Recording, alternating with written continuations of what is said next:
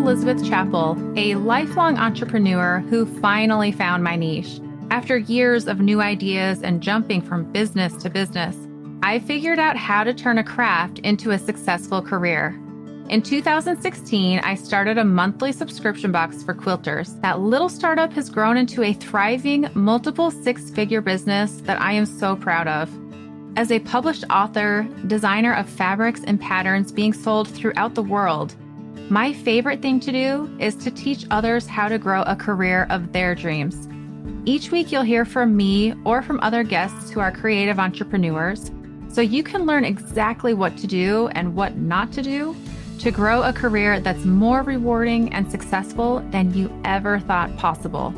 If you're ready to turn your craft into a career that you love, I am so excited you're here. Welcome to the Craft to Career podcast.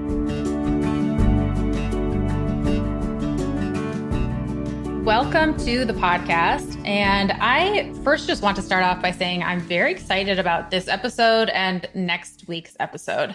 There are two things that I feel really passionately about and that I think, well, they've come up recently. They've come up recently with me, with friends, with people that I work with.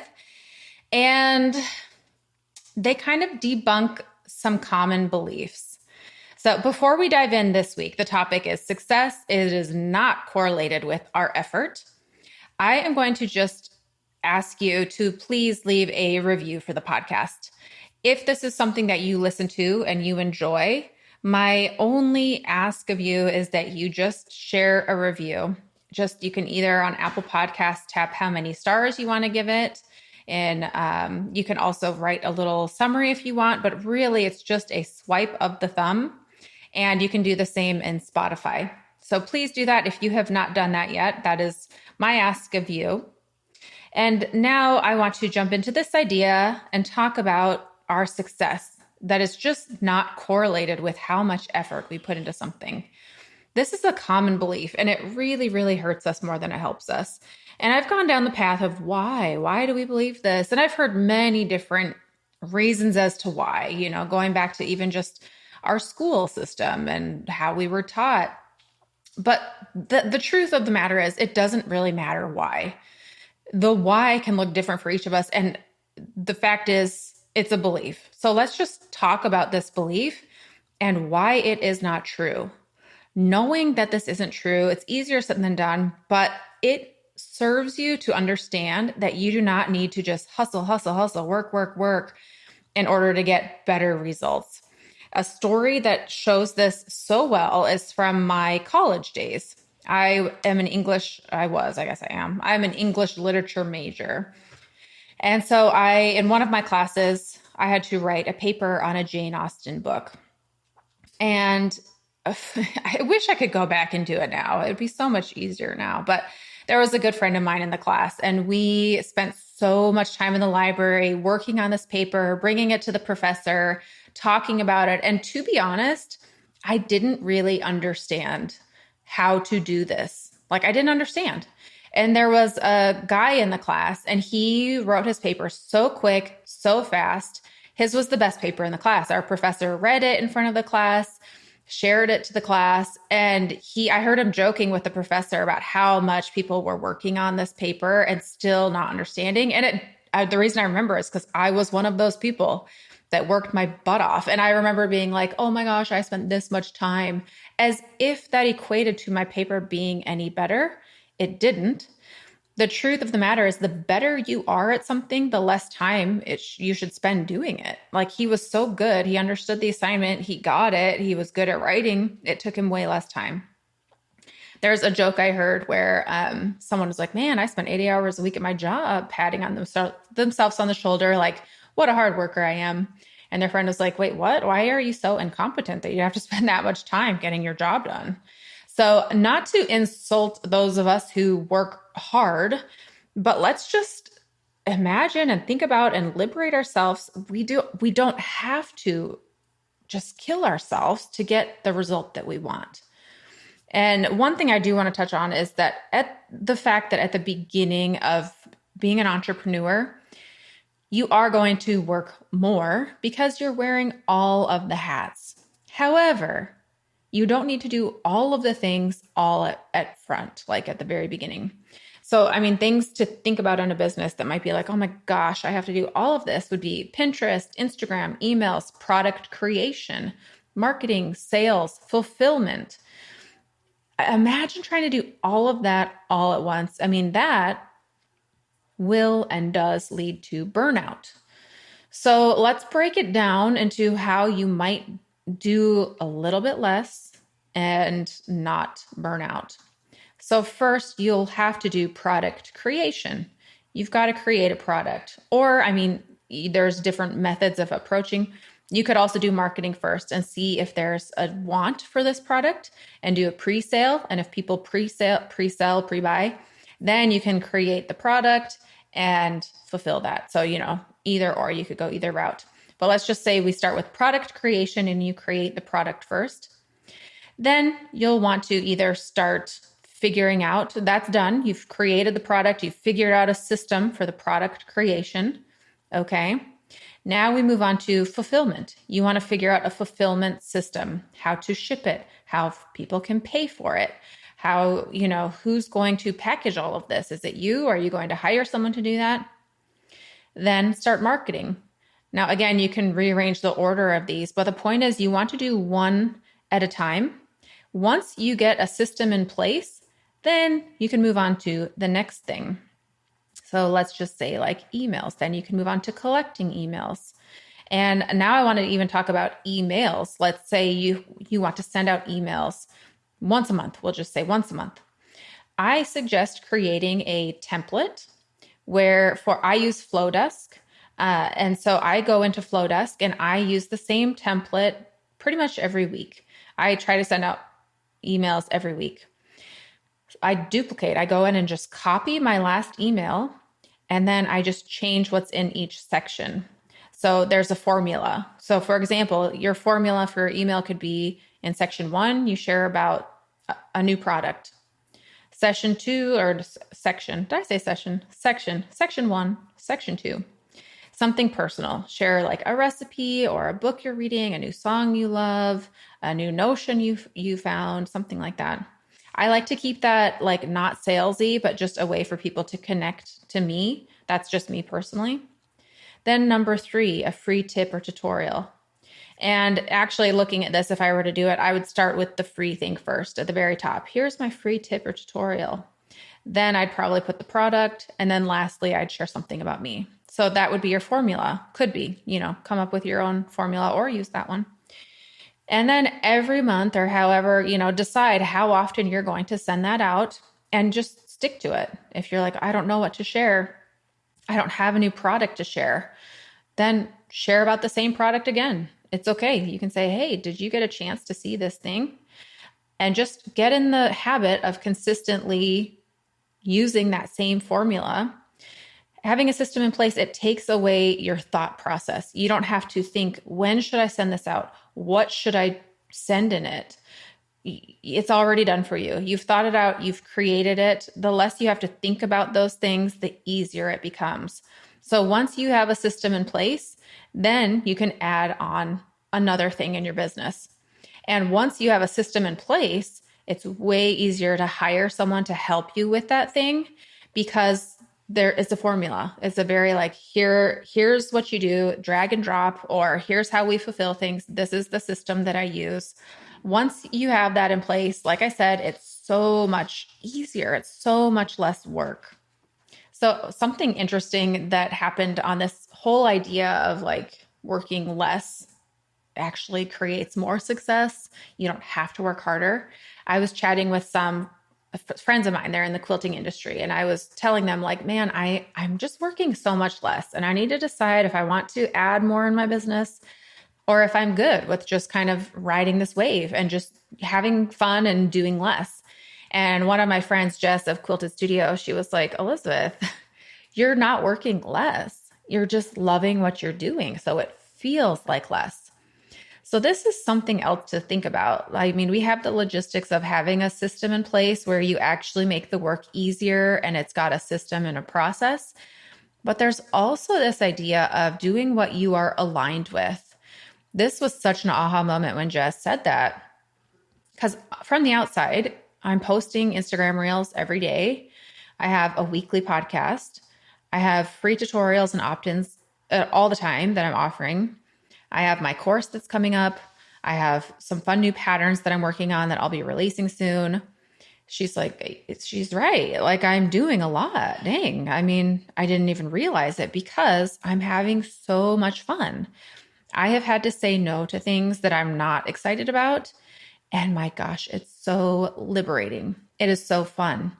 And it's not necessarily easy to say no. There are things that come up where it's gotten easier, actually. It has gotten easier. But at first I'm like, oh no, I don't want to say no to that. That's an opportunity. It could really help. But the more that I've really sat with something, and when an opportunity comes, I'll even say, let me think about that, so that I don't have to have that knee-jerk response of like, oh, sure. And I can really sit with something and allow myself to, is this in alignment with what I want to do? Is this where I have joy? Is this why I started my business? Does this help my customer? Is this really what I want to be doing?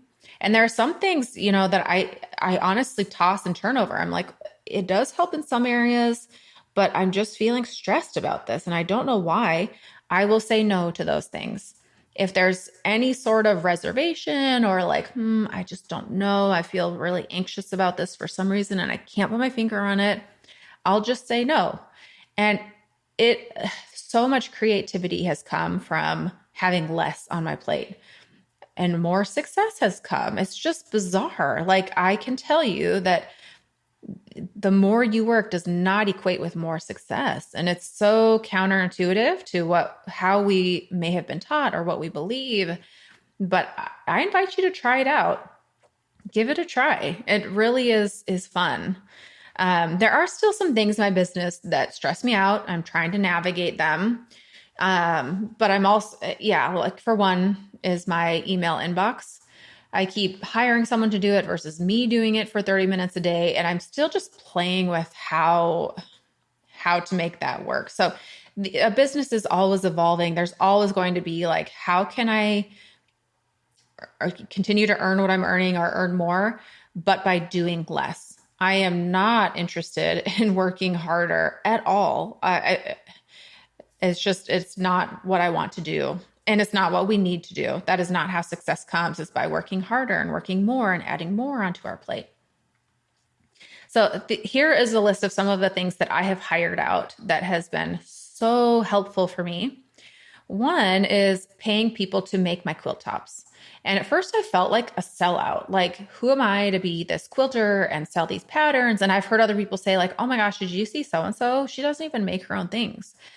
Well, yeah, because she's a CEO. She's a boss of her company. Like, you would never see the CEO of Apple out assembling their phones. The CEO is we're high level thinkers. We're the ones coming up with the ideas.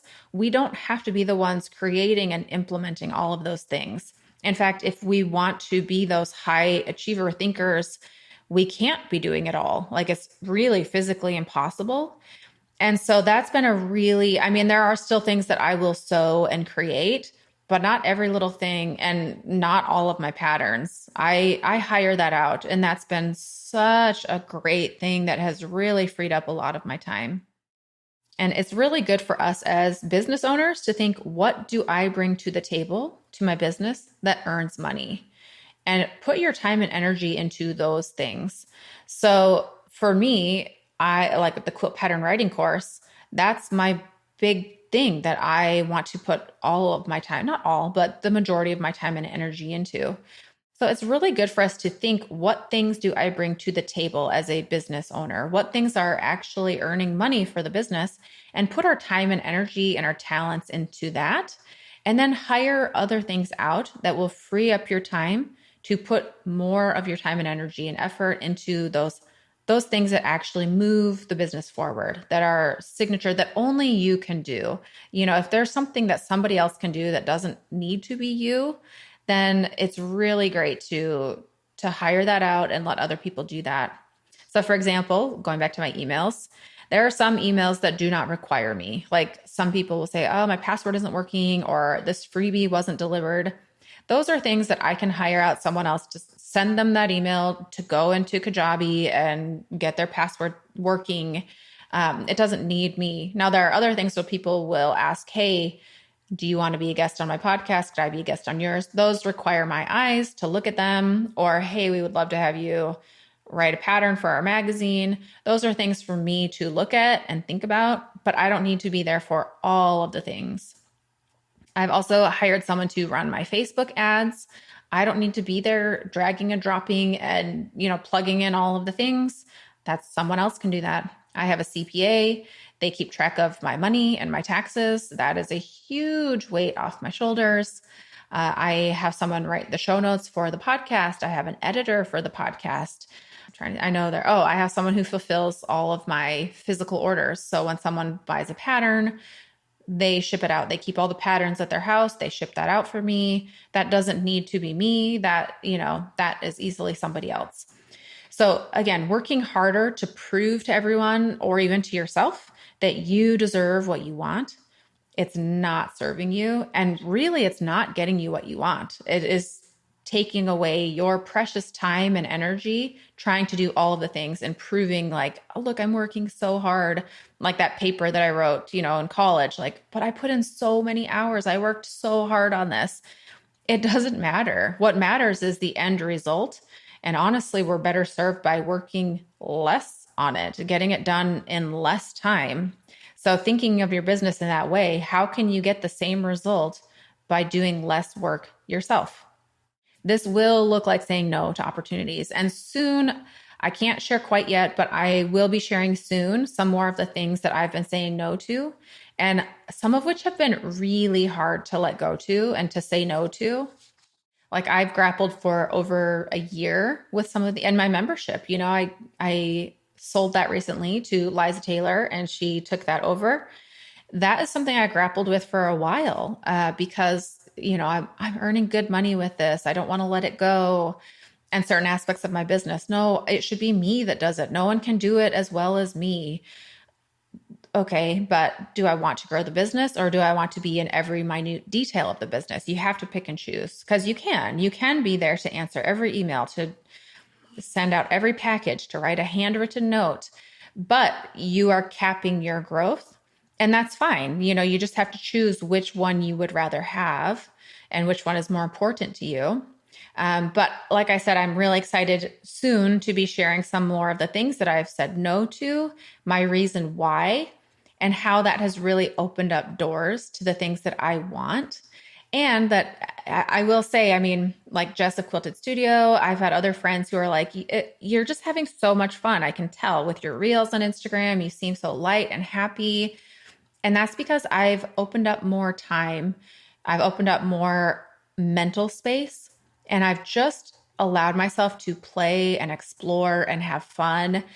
And that has, I just can't even describe. Even my husband, he's like, you are so much happier with your business. Whatever you're doing, keep doing it. And, I come up with ideas of like, well, I could do this, I could change this, and I'll sit with it. And as much as I'm like, well, yeah, that would grow my business, that would really move the needle in this area, but it would also be really stressful for me. I'm saying no to stress. I'm saying yes to fun. And the cool thing is, the more I say yes to the fun things that I just am so excited about genuinely having fun with, the more my business grows. How cool is that? Like, just think about that and sit with that for a little bit. The things that really, I hear some people are like, I do not want to do Instagram. The idea of creating reels and doing all of that, I don't want to do it. So don't do it. But you do have to market. So how do you want to market? Maybe it's YouTube videos, maybe it's this or that, or even let's explore that with Instagram. I don't want to do that. Well, what does that look like to you? Do you feel like obviously you feel like it has to look a certain way? What if you were to do it on your own terms? What if you were to create content that's more fun for you to create? What if whatever you're selling looked a little different so that you creating content about it is really fun? And all of a sudden you're like, actually, I have so many ideas for fun little videos I could make to share about this product. or how it helps people, or man, this, you know, so really investigate what's holding you back. Why does it feel stressful to you? And may I also suggest that looking at other people and their growth can really get in your head. So if I know I've looked at people in the past, and there's even now someone who I cannot follow because they continue to grow faster than me. And whenever I look at that, it makes me feel down. And I'm like, well, then don't look at it. So I've muted their account and I don't follow. And every time I get the temptation to go look, I'm like, no, Elizabeth, it's going to make you feel bad. Why on earth would you do that to yourself? Do not go look. My growth has been great. Like, let's compare my growth to my growth, not to somebody else's growth. And let's just keep doing what I can do, what's in my control.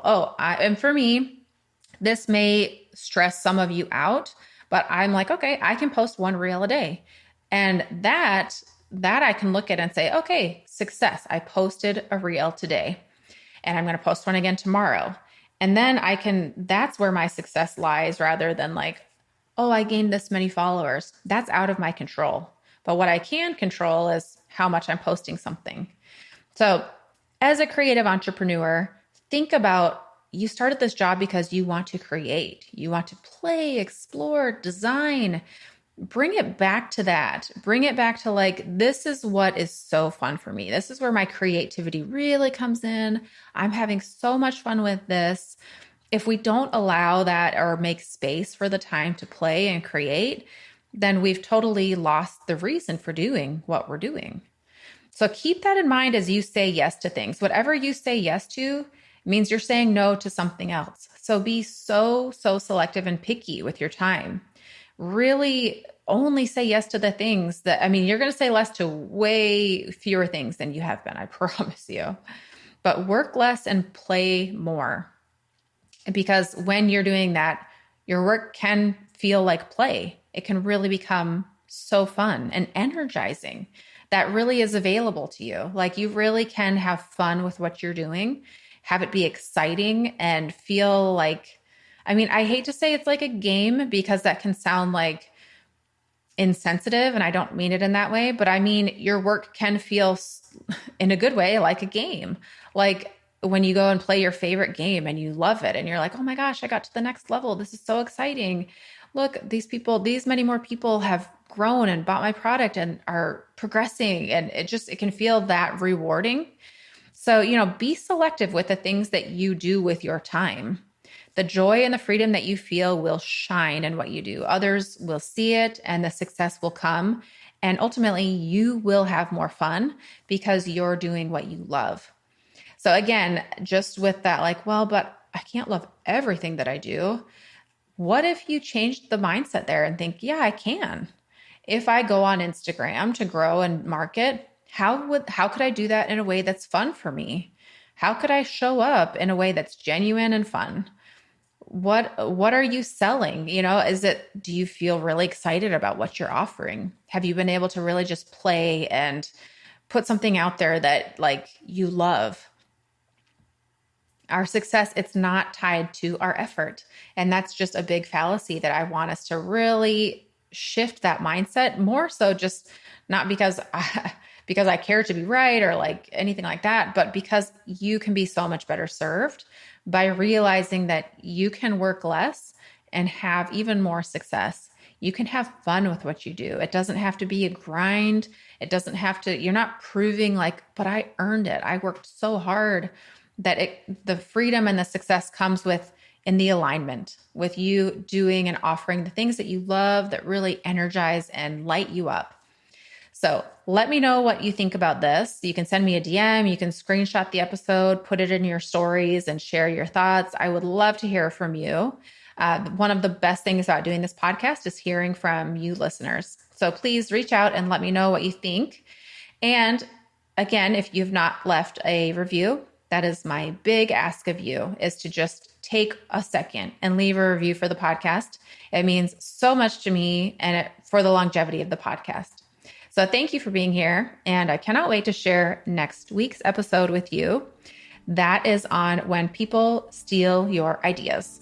This is a big one for us creatives, and I really think I might ruffle a few feathers with what I'm going to say, but I feel really passionately about it. So join me next week when we'll be talking about when people steal your ideas. Take care, and I will see you next Friday.